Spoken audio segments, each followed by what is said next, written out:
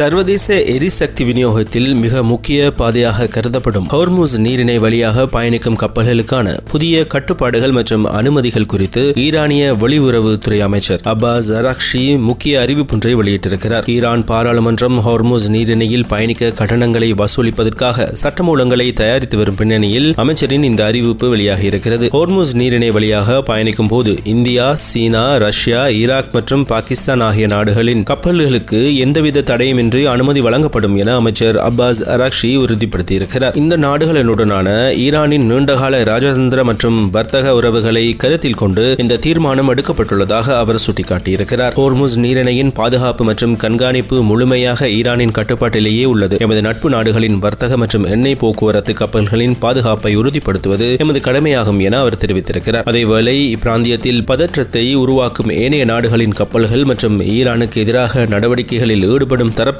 நடமாட்டங்கள் குறித்தும் கடும் கண்காணிப்பு நிலவும் எனவும் அவர் எச்சரிக்கை விடுத்திருக்கிறார். உலக கச்சா எண்ணெய் விநியோகத்தில் சுமார் 20% அதிகமானவை இந்த ஹோர்முஸ் நீரிணை வழியாகவே கொண்டு செல்லப்படுகின்றது. தற்பொழுது மத்திய கிழக்கில் நிலவும் போர் சூழல் மற்றும் அமெரிக்காவுடனான தர்க்கங்களுக்கு மத்தியில் தனது கடல் எல்லையின் மீதான அதிகாரத்தை நிலைநாட்ட ஈரான் எடுத்துள்ள இந்த நடவடிக்கை சர்வதேச அரசியலில் மிக முக்கியமாக பார்க்கப்படுகிறது. டிட்வா புயலின் பாதிப்பை தொடர்ந்து ஜனாதிபதி அனுரகுமார திசாநாயக்கவினால் நாட்டில் அவசரகால நிலை பிரகடனப்படுத்தப்பட்டதை அடுத்து கடந்த ஆண்டு நவம்பர் 29 அத்தியாவசிய சேவைகள் ஆணையாளர் அலுவலகம் திறக்கப்பட்டது. அலரி மாளிகையின் நெலும் கட்டிடத்தில் இந்த அலுவலகம் அமைந்துள்ளதாக அத்தியாவசிய சேவைகள் ஆணையாளர் நாயகம் பிரபாத் சந்திரகீர்த்தி தெரிவித்தார். ஜனாதிபதியினால் விடுக்கப்பட்ட விசேட வர்த்தமானி அறிவித்தல் மூலம் 15 சேவைகள் அத்தியாவசிய சேவைகளாக பிரகடனப்படுத்தப்பட்டன. இதற்கமைய அந்த அமைச்சுகள் மற்றும் திணைக்களங்களின் அதிகாரிகள், முற்படை அதிகாரிகள், போலீஸ் உத்தியோகத்தர்கள் மற்றும் சுகாதார அமைச்சின் வைத்தியர் என அனைத்து துறைகளிலும் பிரதிநிதித்துவப்படுத்தும் வகையில் அதிகாரிகள் இவ்வலுவலகத்தில் இணைக்கப்பட்டுள்ளதாக அவர் குறிப்பிட்டிருக்கிறார். இவர்கள் மாவட்ட செயலாளர்கள் மற்றும் மாகாண செயலாளர்களூடாக தேவையான ஒருங்கிணைப்பு நடவடிக்கைகளை மேற்கொண்டு அத்தியாவசிய சேவைகளை தடையின்றி கிடைப்பதை உறுதி செய்கின்றனர். அத்தியாவசிய சேவைகள் தொடர்பாக பொதுமக்கள் எதிர்கொள்ளும் பிரச்சினைகள் குறித்து முறைப்பாடுகளை முன்வைக்க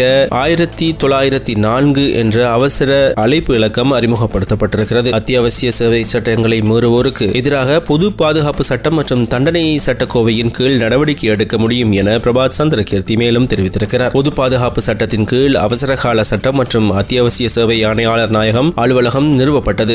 இதற்கு தடையாக இருக்கும் நபர்கள் இருப்பார்களாயின் அவர்கள் மீது சட்ட நடவடிக்கை எடுக்க முடியும். அவர்களின் சொத்துக்களை முழுமையாக அல்லது தற்காலிகமாகவோ கையகப்படுத்தவும் சிறை தண்டனை வழங்கவும் அதிகாரம் இருக்கிறது. எவ்வாறாயினும் நாட்டில் ஏற்பட்ட ஒரு பேரிடர் சூழலிலேயே இது நிறுவப்பட்டது. நாம் வழங்கிய உத்தரவுகளை அதிகாரிகள் அவ்வாறே நடைமுறைப்படுத்தினர். இதனால் கடுமையான சட்ட நடவடிக்கைகளுக்கு செல்ல வேண்டிய தேவை ஏற்படவில்லை என்றும் அவர் மேலும் தெரிவித்திருக்கிறார். மத்திய கிழக்கில் நிலவும் போர் சூழல் ஏற்கனவே கட்டுப்பாட்டை மீறி சென்றுவிட்டது என்றும் உலகம் தற்பொழுது ஒரு பாரிய போரின் விளிம்பிற்கு வந்துள்ளது என்றும் ஐக்கிய நாடுகள் சபையின் பொதுச் செயலாளர் அந்தோனியோ குட்டரெஸ் தெரிவித்திருக்கிறார். அறிக்கையொன்றை வெளியிட்டு அவர் அமெரிக்காவும் இஸ்ரேலும் இணைந்து ஈரானுக்கு எதிராக முன்னெடுத்து வரும் இந்த போரை முடிவுக்கு கொண்டு வருவதற்கு இதுவே மிக பொருத்தமான காலம் என குறிப்பிட்டிருக்கிறார். இந்த மோதலில் சம்பந்தப்படாத அண்டை நாடுகள் மீது நடத்தப்படும் தாக்குதல்களை உடனடியாக நிறுத்துமாறு அவர் ஈரானிடமும் கோரிக்கை விடுத்ததாக சர்வதேச ஊடகங்கள் செய்தி வெளியிட்டிருக்கின்றன. இப்பொழுது செய்ய வேண்டியது போர் மோதல்களை தீவிரப்படுத்துவதல்ல, மாறாக ராஜதந்திர தீர்வுகளை நோக்கி நகர்வதாகும். சர்வதேச சட்டங்களுக்கு முழுமையாக மதிப்பளித்து அமைதியை நிலைநாட்ட அனைத்து தரப்பினரும் நடவடிக்கை எடுக்க வேண்டும் என பொதுச் செயலாளர் மேலும் வலியுறுத்தியிருக்கிறார்.